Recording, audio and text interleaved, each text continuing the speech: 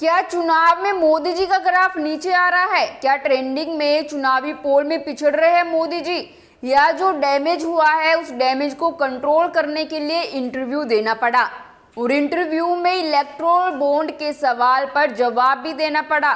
पर ये इंटरव्यू देखकर ऐसा लग रहा है जैसे कि ये फिक्स्ड हो, यानी कि मोदी जी को पहले ही पता हो कि उनसे क्या सवाल जवाब किए जाने हैं। चुनाव का वक्त है और ऐसे में मोदी जी का इंटरव्यू आना मतलब उनसे असली मुद्दों पर बात सवाल करने चाहिए थे। पूरे इंटरव्यू में ना तो महंगाई पर बात हुई, ना बेरोजगारी पर और ना ही मणिपुर की हिंसा पर, यानी जो भी इस वक्त देश में महत्वपूर्ण मुद्दे हैं उन पर एक भी क्वेश्चन नहीं पूछा गया। पूछा गया तो बस चुनावी चंदे के बारे में, जिसका जवाब मोदी जी ने दिया और मोदी जी के जवाब से आप क्या ही उम्मीद कर सकते हैं। वही हुआ जो होना था, एक तो चोरी ऊपर से सीना जोरी। नमस्कार दोस्तों, मैं हिमांशी कश्यप आपके साथ, आप देख रहे हैं जनता की आवाज।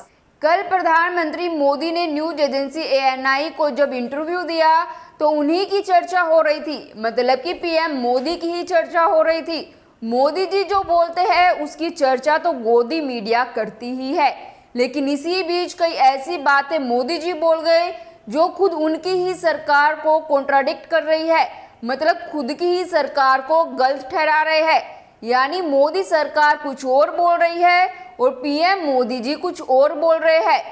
मोदी जी को सुनकर ऐसा लग रहा था कि सरकार के अंदर एक ही मुद्दे पर अलग अलग बात आखिर क्यों हो सकती है।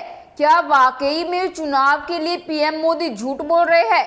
आप पहले ये देखिए, क्या ये गलत फैसला था इलेक्टोरल बॉन्ड्स का? पहले इलेक्टोरल बॉन्ड न होते तो किस व्यवस्था में ताकत है को ढूंढ के निकालते कि पैसा कहां से आया और कहां गया। ये तो इलेक्टोरल बॉन्ड की सक्सेस स्टोरी है कि इलेक्टोरल बॉन्ड थे तो आपको ट्रेल मिल रहा है मनी का कि किस कंपनी ने दिया, कैसे दिया, कहां दिया। अब उसमें अच्छा हुआ बुरा हुआ वो विवाद का विषय हो सकता है।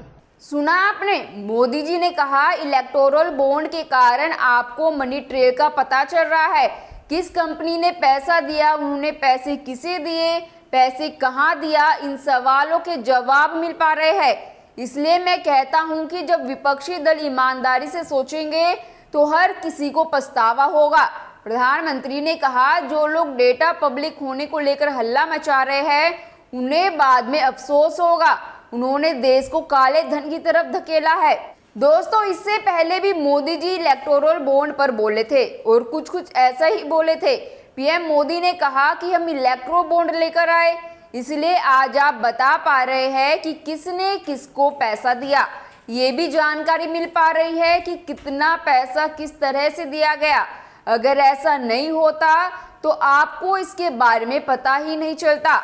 अब ये झूठ नहीं तो क्या है? कम से कम एक बात पर तो रहिए, वो आप ही थे जिसने सुप्रीम कोर्ट में कहा था कि नागरिकों को ये जानने का हक नहीं है कि राजनीतिक पार्टियों को चंदा कहां से मिला है, और अब कह रहे हैं हमने स्कीम बनाई तो चंदे के सोर्स का पता चला, मनी ट्रेल का पता चला। मतलब कि एक ही मुद्दे पर सुप्रीम कोर्ट में कुछ बोलते हैं और इंटरव्यू में कुछ बोलते हैं। अब किस बात पर यकीन किया जाए साहिब की? इस इंटरव्यू पर कांग्रेस नेता राहुल गांधी ने मोदी जी की सच्चाई बता दी है।